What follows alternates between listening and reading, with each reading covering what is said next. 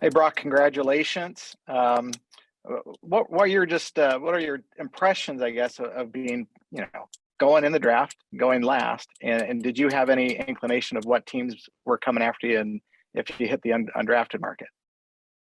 Yeah, going into the draft, I was, the feedback that I was hearing was anywhere from 4 to undrafted.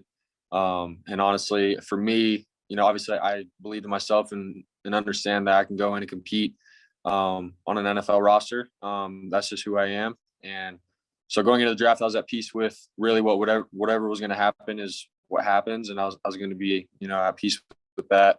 And so, obviously I was, anxious and stuff, really from the 4th round on, trying to wait for my name to get called and get a call from a team, and hear from my agent, those things. But, when my name got called at the end, I was, I felt relieved just knowing that, I was secure in terms of knowing where I was going to have to go. So, can you hear me? Sorry, I got a call.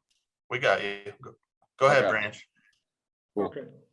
Hey, Brock, congratulations. I mean, you're obviously, an extremely accomplished college quarterback.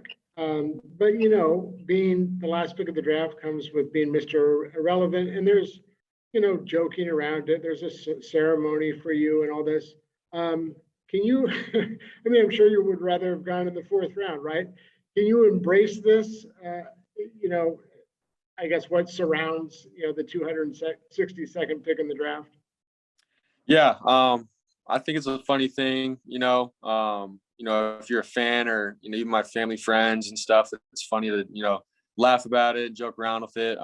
For me, I'm looking at it as an opportunity, man. I got my foot in the door.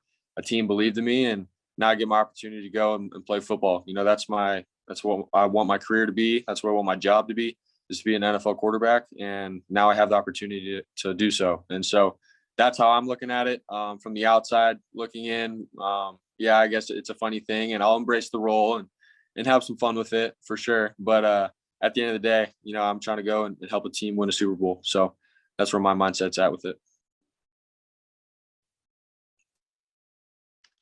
Brock, what kind of interaction did you have with Brian Griese in the lead up to the draft? Yeah, so we had a Zoom meeting really about a month ago, and him and Clay Kubiak, we've been talking. Clay Kubiak's called me a couple times outside of the Zoom meeting.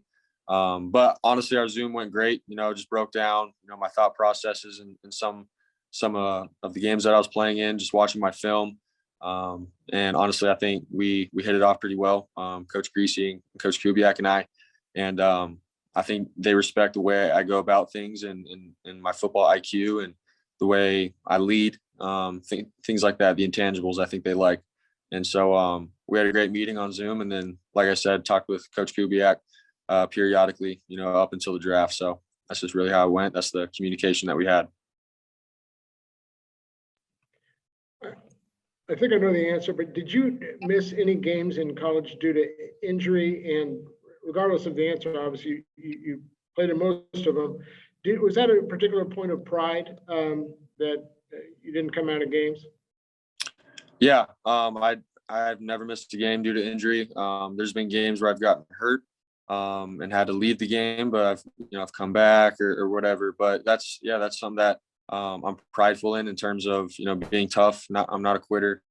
Try to play through injury for the guys on the field that I'm playing with, and so I think that's one of the strengths that I have as a player is I'm durable, take hits, I'm gritty, I'm crafty in the way I play. But yeah, it's something that I've clearly shown the past 4 years, and I can hang my hat on. So, all right, we'll do these last two.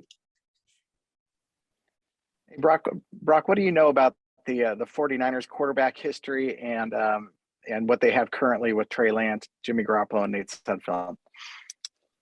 I mean, the history, obviously, one of the greats in Joe Montana and then Steve Young. After that, I'm not so sure, but with Trey Lance and Jimmy Garoppolo, man, what they did last year and the years before with Jimmy G, I respect so much, and it's honestly enjoyable watching just how Jimmy operated within the system and was so decisive. I really respected that. And so obviously with Trey Lance, knowing, you know, he had a great career in college and he's, you know, the guy that coaches want to build around. I respect that too. You know, I respect his game and everything. And, you know, I want to go in and help build that quarterback room up as best as I can with whatever they need me to do. And I'm all for the team. So that's where I'm at.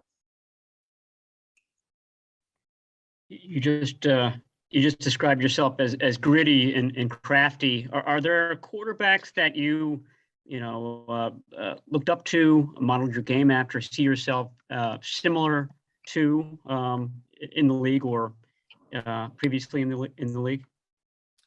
Yeah, I mean, growing up for me was, you know, I love, you know, Brett Favre and how competitive he was and how tough he was and the way he made things happen. And then recently, honestly, like watching Drew Brees and Russell Wilson, those kind of guys with, you know, similar statures like mine, who get the job done, who are decisive, and then Russell being able to be crafty outside the pocket, things like that, that I admire about his game and have watched and try to dissect. So really respect those guys and have watched them for years.